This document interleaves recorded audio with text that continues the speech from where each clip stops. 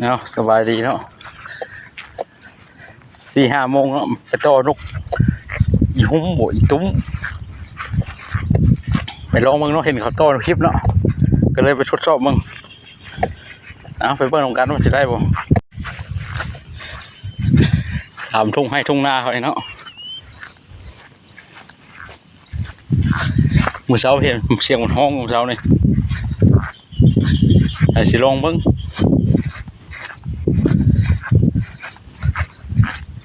เอาไปเบิ่งกัน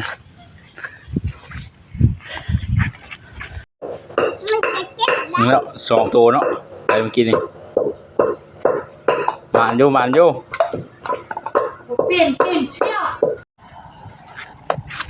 เอาคลิปกระจบตัวนี้เนาะมานอยู่2 ตัวเนาะเข้าไปต่อพอด10 นาทีครับได้2 ตัวเลยโอ้เข้าดี